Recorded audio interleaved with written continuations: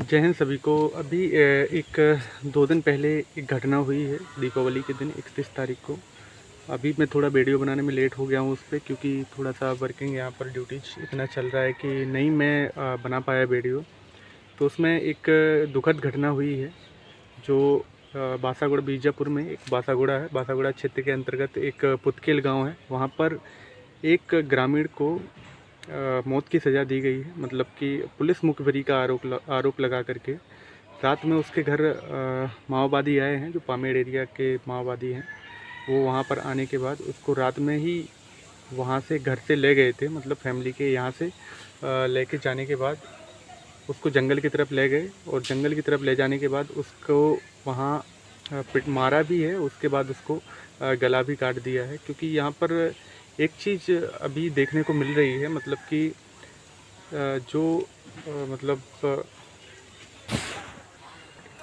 जब जितना भी इन्होंने पुलिस ने जितना भी इन लोगों के ऊपर हमला किया है, इनको मारा है, इनको मौत के घाट उतारा है, तो इसमें अभी नक्सली कुछ भी नहीं कर पा रहे हैं, पुलिस का बाल भी बांका नहीं कर पा रहे हैं। तो इस वजह से वो अभी अपनी उपस्थिति दर्ज करवाने के लिए ग्रामीणों की हत्या कर रहे हैं। तो ग्रामीणों को हत्या करने से क्या होता है कि दहशत पैदा होती है ग्रामीणों में, और वो पुलिस को कुछ भी नहीं बताते हैं। मतलब पुलिस से बहुत डरते हैं कि पुलिस को कुछ मत बताएं, अगर पकड़े गए तो माओवादी मार देंगे। पहले क्या होता था कि अभी तो यहाँ भी एक बीजापुर क्षेत्र में एक अभी कुछ टाइम पहले ही घटना हुई थी।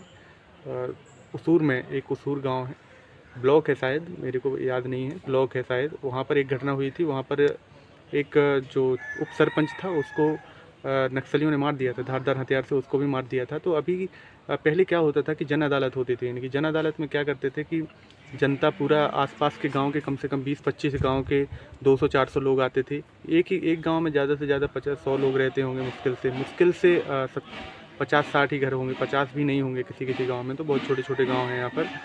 तो पूरे गांव को सरपंचों को बता के उनको पूरा मीटिंग होती थी। मीटिंग में पूरे गांव वालों को बुला के बिठाल देते थे। उनके सामने जनता से उल्टा सवाल पूछते थे कि मतलब कौन ऐसा आदमी है जो ये कह दे कि ये पुलिस मुखबिर नहीं है।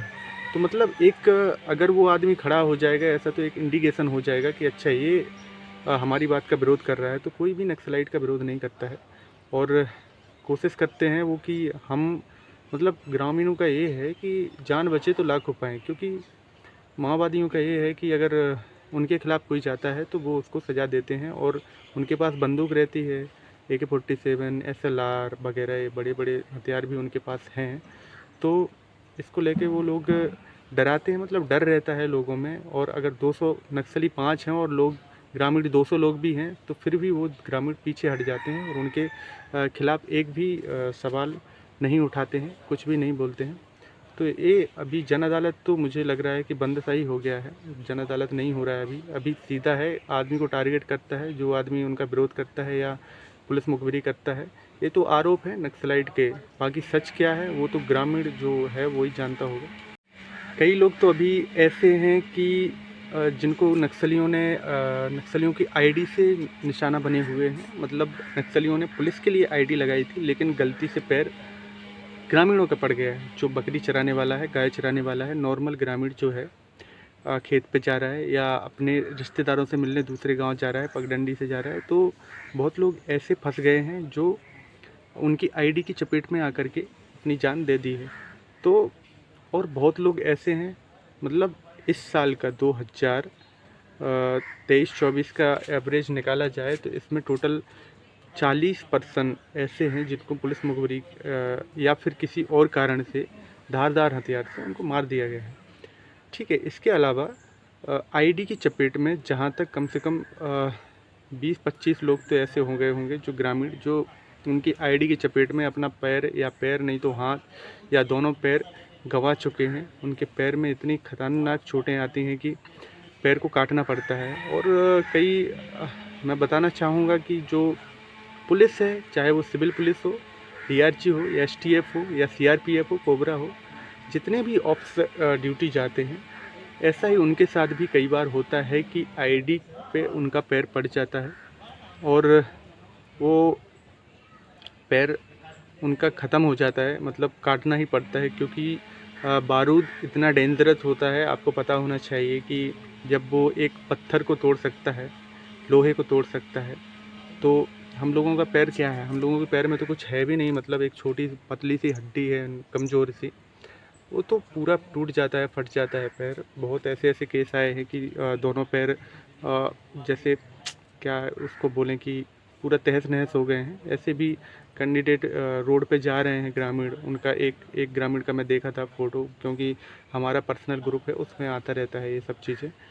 और एक चीज़ और है कि जो ग्रामीण जितने ग्रुप बनाए हुए हैं सिविल में, जो घटना पुलिस में होती है, मतलब सीआरपीएफ में हो या पुलिस में हो या कोबरा एसटीएफ कहीं भी हो, तो वो उनके ग्रुप में सोशल मीडिया में जो उनके ग्रुप बने हुए हैं 10-10 गांव के मिला के ग्रुप बने हुए हैं उनके पर्सनल, उसमें पहुंच जाती है। अब एक कैसे पहुंचती, कौन इनको भेजता है, कहाँ से क्या होता है, क्योंकि हम लोग जब नाका ड्यूटी करते हैं, कुछ करते हैं, तो उसमें कभी कभी मोबाइल चेक करते हैं, मतलब मोबाइल में इनके में क्या है क्या नहीं है, तो उसमें पाया गया है यही कि बहुत लोग ऐसे हैं कि जिनके ग्रुप में आज इंसिडेंट हुआ है कहीं पे भी, तो उनके मोबाइल में पहले फ़ोटो है, हमारे में आने से पहले उनके में पहुंच जा रहा है। तो ये कौन पहुंचा रहा है, कहाँ से जा रहा है, एक इस घटना का किसी को अभी पता नहीं चल रहा है, क्योंकि नए नए लोग भर्ती हो रहे हैं, कौन क्या आदमी है कैसा है किसी को पता नहीं है।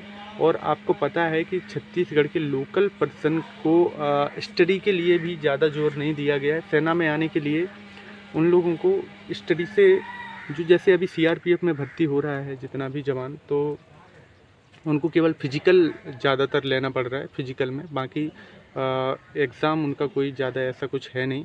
फिजिकल अगर उनका ठीक है तो पुलिस में आ जाते हैं वो। तो अब कौन आदमी ऐसा आ रहा है जो ऐसा काम कर रहा है, फ़ोटो को फॉरवर्ड कर रहा है, ये चीज़ भी देखने को मिली है। इससे हो सकता है कि पुलिस को कोई ऐसे सूचना भी दे सकता है, जो भी है। तो ऐसे तो किसी को बोल नहीं सकते भाई कि कौन आदमी अच्छा है कौन ख़राब है, और अच्छा आदमी जो दिख रहा है वो भी ख़राब हो, या ख़राब आदमी जो दिख रहा है वो भी अच्छा हो।